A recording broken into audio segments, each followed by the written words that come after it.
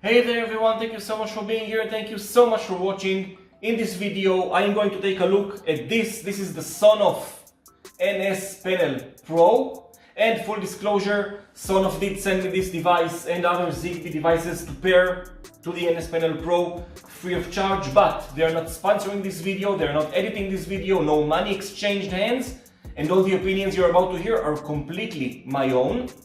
The reason I decided to do this video is because this device had a very unique kind of life cycle, because when it was initially launched with its initial firmware, it's gotten very mixed reviews. Some of them were positive, many of them were negative.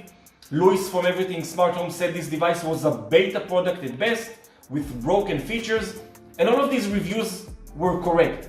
This is and was a cool device with a cool concept, but features were broken.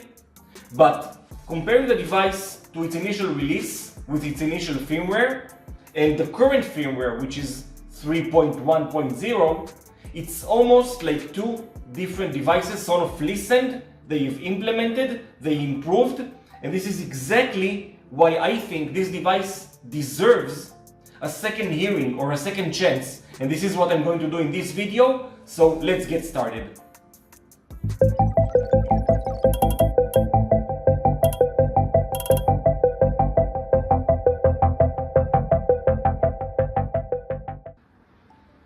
Alright guys, so let me just quickly unbox the device so you will see how it looks like. It comes very well packaged, some literature, a cover, the device itself,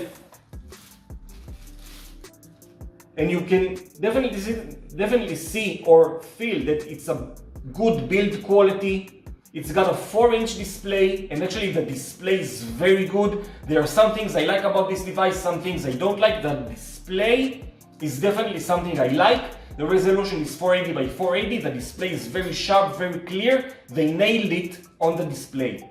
It has a 4-core CPU, 2 gigs of RAM, 8 gigs of eMMC storage. It also has a zigbee radio built into it, and it can be used with a table mount, which is sold separately, or as it's originally designed to be mounted inside a wall switch or a wall outlet instead of it, of course. But what is this device? What does it offer? Why should you even consider it? Well, let's start with the most, let's say, noteworthy features of the device. First of all, it seems like Sonoff envisions this device to not only be a touch panel where you come to turn on or off a light.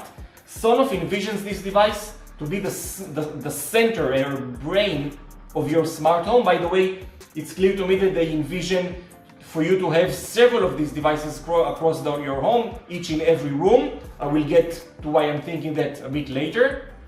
But something that it's clear that Sonoff has listened.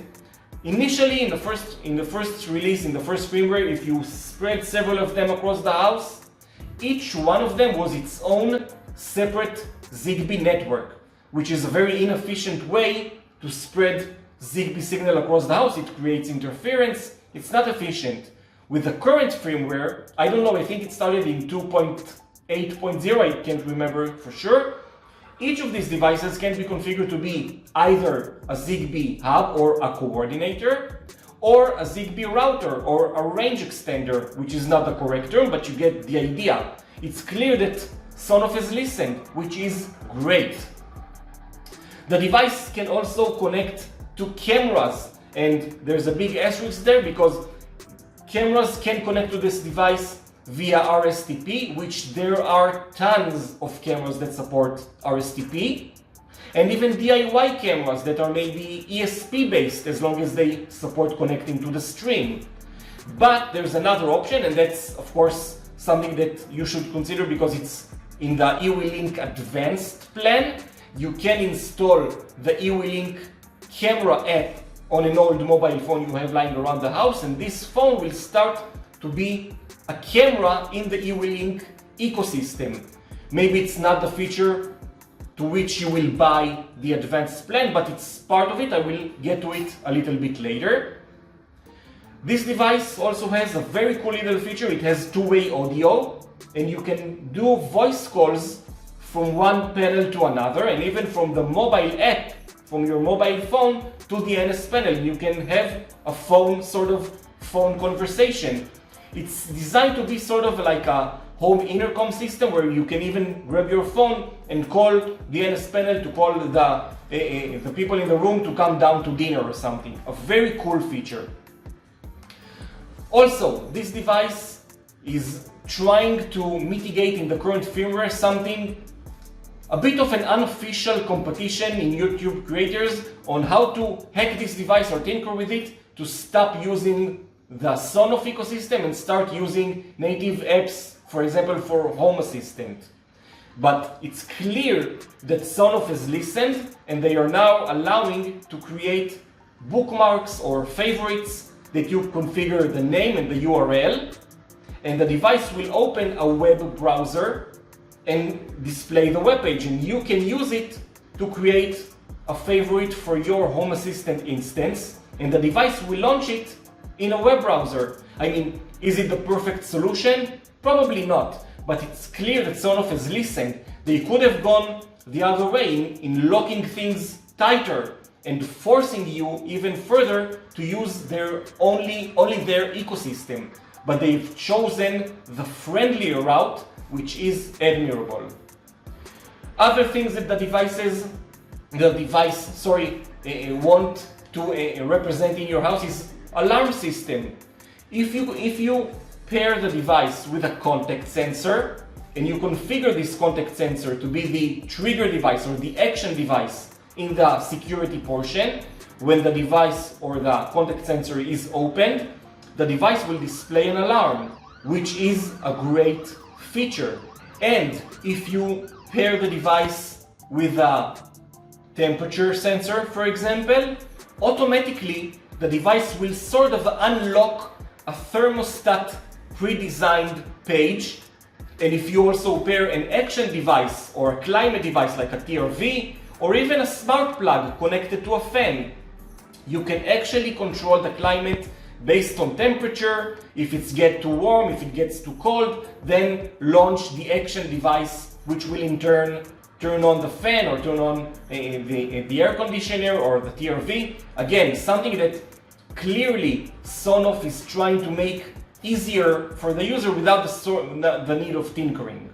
One other portion that it's clear Sonoff has listened since the initial release and the current release is everything when it comes to customization, where in the initial release customization was almost non-existent except for maybe several themes or backgrounds. In this current release, Sonoff has given the user a lot more control on how things look, starting from the tiles concept, where you control each tile, where it's located, how they're distributed across the screen. You have a lot more control, and something that God only knows why it wasn't there in the first place, but now Sonoff allows you to upload custom wallpapers to the device, and even now it's pretty well hidden. You need to get into the mobile app, go into customization, scroll down, and there's a little link that will allow you to upload custom wallpapers. By the way, this takes me to another major topic. It's clear that Sonoff only allows you to do some basic customizations or settings in the panel itself. They will much rather have you manage this device from the mobile app, from the eWeLink mobile app. In the mobile app, you will get a lot more control and a lot more settings and a lot more features you can turn on the NS panel itself. For example, the customizations that I just talked about, they're non-existent to be configured in the NS panel itself. You can only configure it in the mobile app. Another fine touch I noticed playing around with this device, when you pair Zigbee devices that are made by Sonoff, you get this sort of on-screen instructions as to what are the steps you need to do next, instead of you just trying to guess. Again, another fine touch. But there are still things I really don't like about this device. For example, I do like the concept of a wall-mounted kind of panel that you can control your smart home with, but you really need to take into account that you need to sacrifice a switch or a wall outlet in order to mount this device into. In the NS panel, not the Pro model, there were two buttons that you can wire up, and they will take the place of a switch you just replaced. In the NSPanel Pro, it's all screen. You need to take into account you'll sacrifice a spot in your house. The overall touch screen responsiveness is not all that great. There's some lag when you try to swipe. Sometimes when you try to swipe somewhere, the device will register your initial touch as a press and will go into that menu, and then you'll need to back out from. Overall, the touch responsiveness could do better. If you go to the device webpage and scroll down, you will see that there was a roadmap for the device, and this indicates a dedication of a company to a product. That's great. But you will also notice that this roadmap was for 2023. Where is the roadmap for 2024? It does raise some questions. So, having said everything that I did, who do I think this device is aiming for and who is it not all that suitable for? If you're a newcomer to the smart home world, you might want to consider this device as it's very friendly.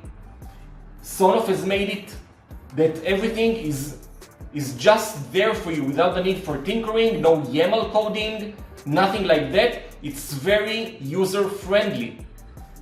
And just by that, I think that advanced users that are already invested in a different ecosystem, most likely Home Assistant, this device is not for you. It has nothing else to offer you that Home Assistant doesn't.